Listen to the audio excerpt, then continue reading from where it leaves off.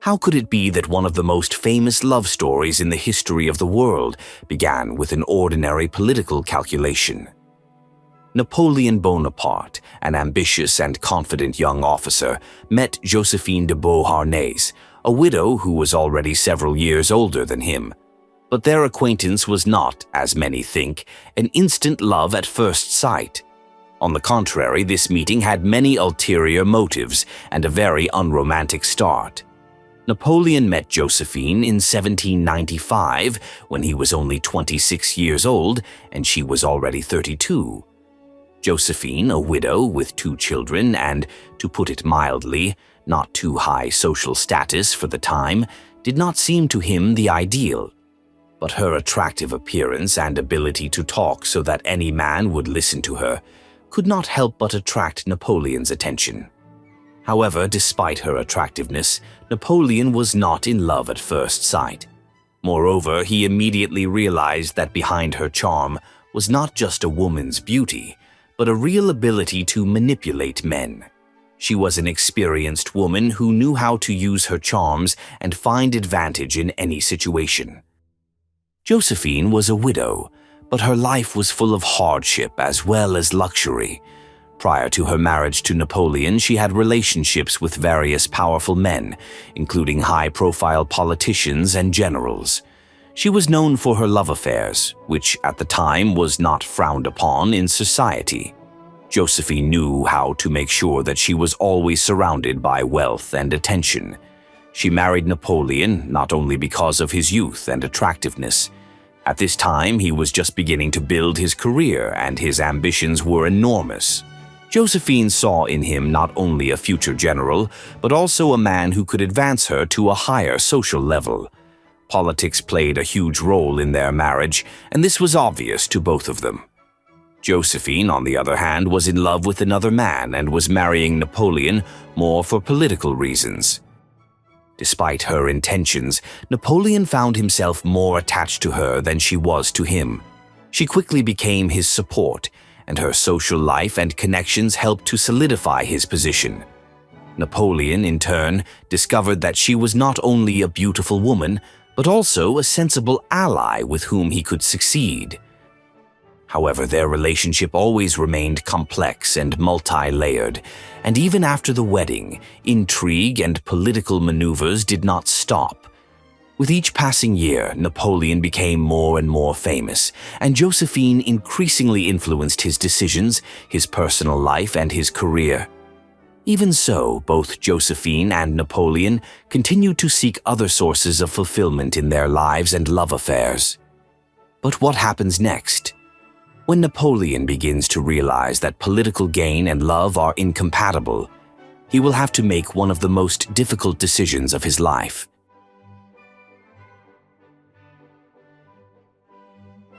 After their marriage in 1796, Napoleon and Josephine found themselves at the center of the French political world. Napoleon was already on his way to great glory, and Josephine, although a famous lady in society, was still a widow with children, and so they became husband and wife. It was a union where everyone was looking for gain, but it became more and more emotional with each passing year. Napoleon, despite his ambitions and desires to rule the world, was truly attached to Josephine. But their life together was not what Napoleon envisioned it to be. Throughout their marriage, Josephine was unable to give her husband a long-awaited heir, and this was a real tragedy for Napoleon. Despite his love for her, Napoleon could not help but suffer from this, for his goal was to produce an heir to continue his dynasty. Napoleon was a very determined man, and the issue of the continuation of the lineage was an important one for him. He tried to find solutions by going to the best doctors, but all his efforts did not bring results. Nevertheless, he continued to support Josephine and remained attached to her despite her infertility. Josephine, for her part, was a woman with a colorful personal life. She continued to be the object of male attention, and her liaisons with other men became part of her social life. Napoleon was well aware of these love affairs of Josephine, and although it tormented him, he still tolerated her infidelities. Why? The answer is simple. He was afraid of losing her support. Josephine was not only a wife, but also an ally who helped Napoleon with his political connections. Napoleon's internal conflict was obvious. On one hand, he loved Josephine. On the other hand, she could not give him what he needed so badly. His relationship with Josephine eventually became increasingly strained. Napoleon was increasingly on the verge of despair over her infidelity and lack of children, and at some point he realized that in order to preserve his empire, he would have to make a difficult choice. After some time, Napoleon made the decision to divorce Josephine, despite all his love for her. This was not only a personal move, but a political one as well. Napoleon realized that in order to establish his dynasty, he needed to find another woman who could give him an heir. This divorce was an important turning point in their lives. Napoleon made the decision to divorce Josephine in 1809. For him, it was more a move for the sake of preserving his empire than a consequence of losing love.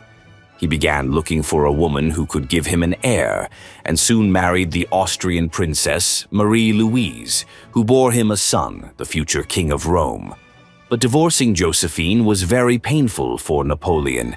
Josephine, for her part, accepted the divorce with surprising calmness. She knew that Napoleon loved her, but realizing that his empire needed an heir was no less important than his feelings for her. Therefore, the divorce was not devastating to her. Josephine went through her divorce from Napoleon much easier than one might expect, as she had already had other love affairs. After the divorce, Josephine stayed in her palace, surrounded by lovers and friends. Napoleon, on the other hand, would not leave her in poverty. He continued to help her financially, but Josephine quickly adapted to her new life. Despite the divorce, their relationship remained warm, and even after Napoleon married Marie-Louise, they did not lose their mutual respect.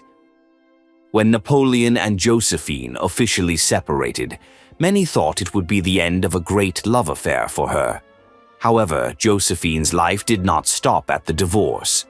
A few years later, in 1810, she married again, this time to one of France's wealthy and influential aristocrats, Count Alexandre de Beauharnais.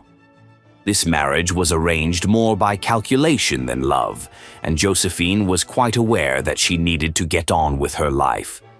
Josephine tried to build a new life, but her relationship with Napoleon was not completely severed, and even her new husband could not completely eclipse the memory of the great emperor. Josephine often remembered Napoleon with warm words in her letters and conversations. This shows how much love, though not always reciprocated, can leave a lifelong mark.